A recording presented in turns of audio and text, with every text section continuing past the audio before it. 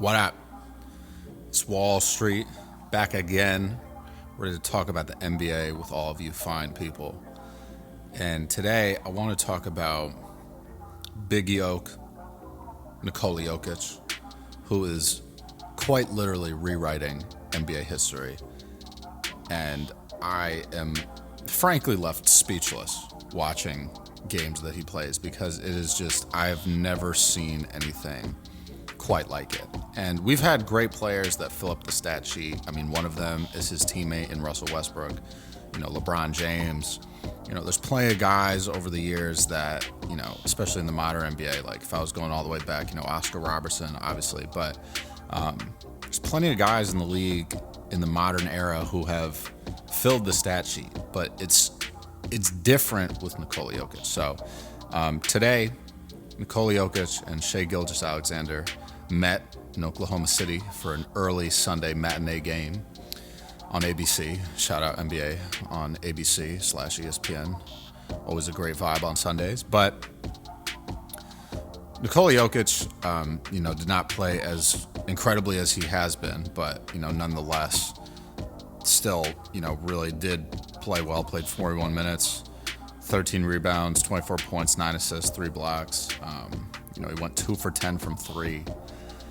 But the real thing that I want to talk about is the overtime win against Phoenix that happened on Friday, March the 7th, where he played 45 minutes, went 13 for 22 from the field. That's good for 59.1%. 3 of 7 from the three-point line. That's good for 43%. But the real thing here is he had the first ever 30-20-20 game in NBA history. He had 31 points, 22 assists, and 21 rebounds. It's quite literally like a game that someone would have on 2K. And even at that point, those are still hard numbers to get on 2K. Like, it's insane how easily he fills up the stat sheet. And I've said this plenty of times before where, I've acknowledged that Nikola Jokic is not an athletic, or he doesn't look athletic. To be doing what he's doing, he certainly has a level of athleticism, but he's not a flashy athlete. He's not dunking the basketball, and he's nearly 7 feet tall. I literally don't remember the last time I saw him dunk.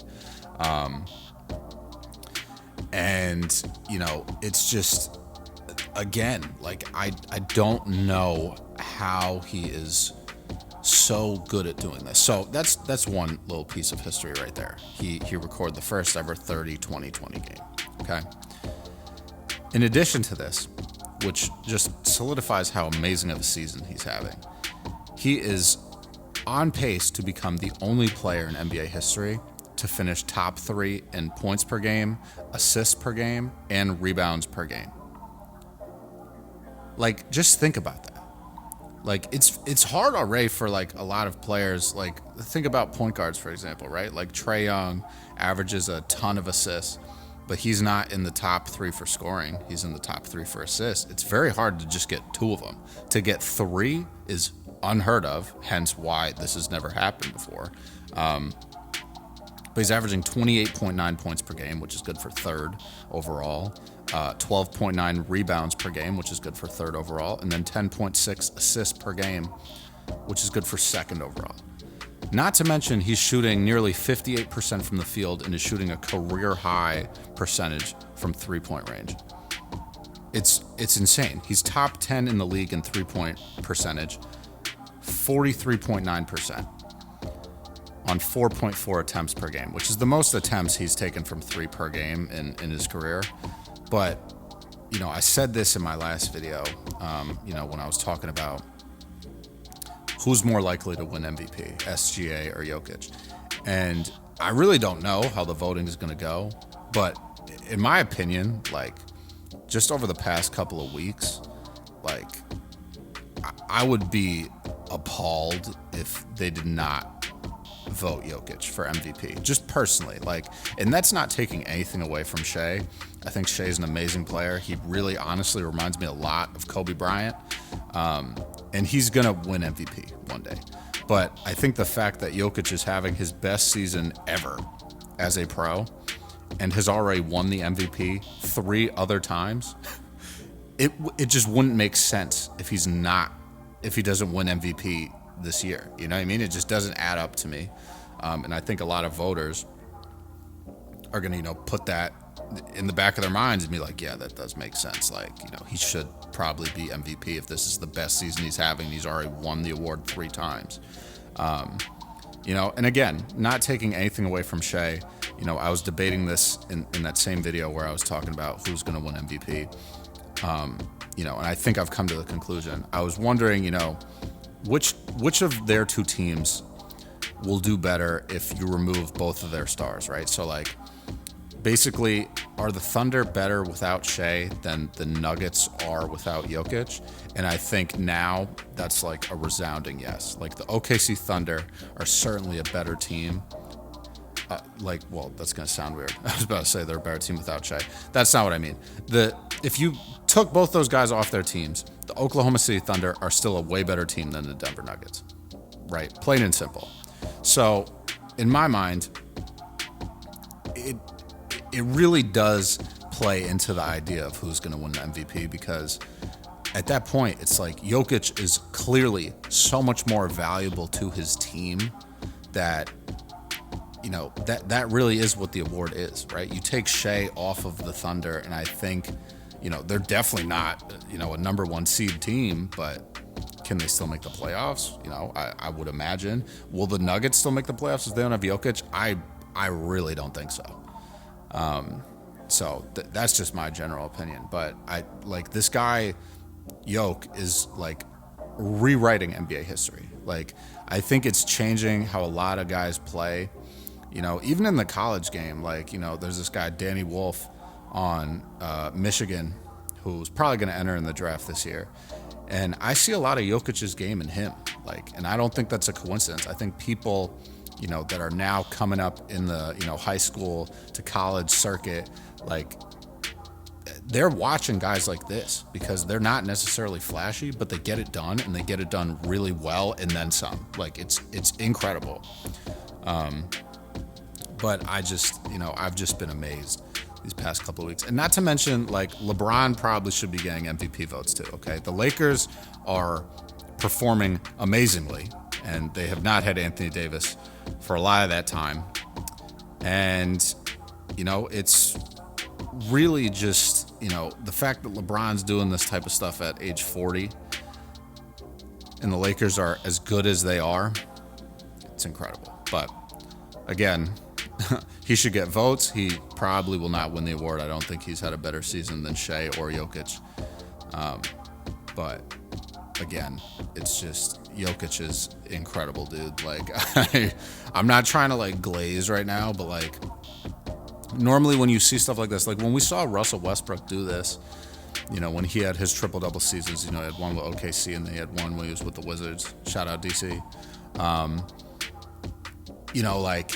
It was different because of how athletic Russell Westbrook was, right? You could it almost made more sense, right? Because you were he's going to get assists because he's requires so much attention when he's driving to the basket, so guys get open. He's a good passer, right? He's going to get, 20 points at minimum a game because of how athletic he is.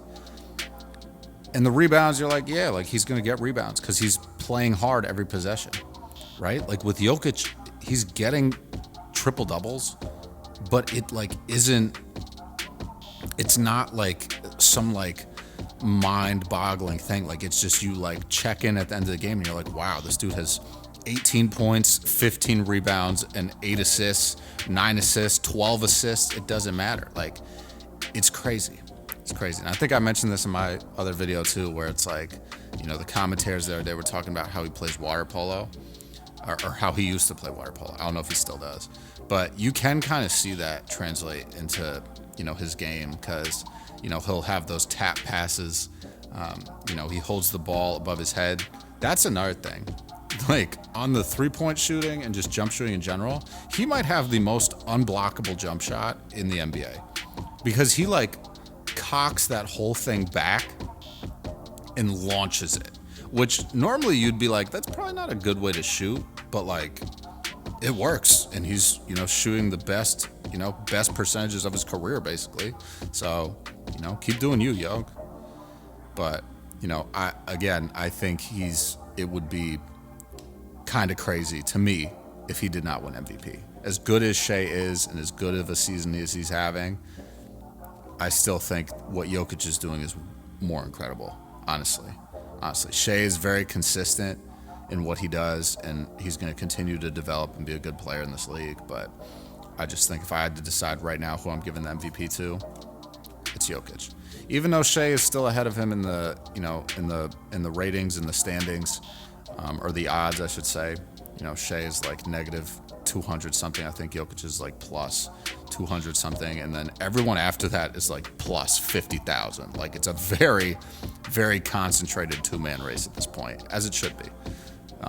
So that's pretty much it, guys. I just wanted to talk about how this man is literally rewriting NBA history before our eyes. And if you haven't been watching a lot of basketball this season, if you haven't been watching a lot of the Denver Nuggets this season, I strongly suggest that you tune in for, the remainder of the season. There's, probably 6 weeks left until the playoffs start. And just watch how this guy operates.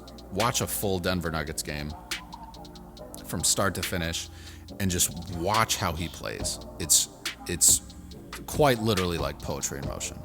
But that's all I got, guys. Let me know what you think about Jokic's season so far. What do you think about him, having the first ever 30-20-20 game?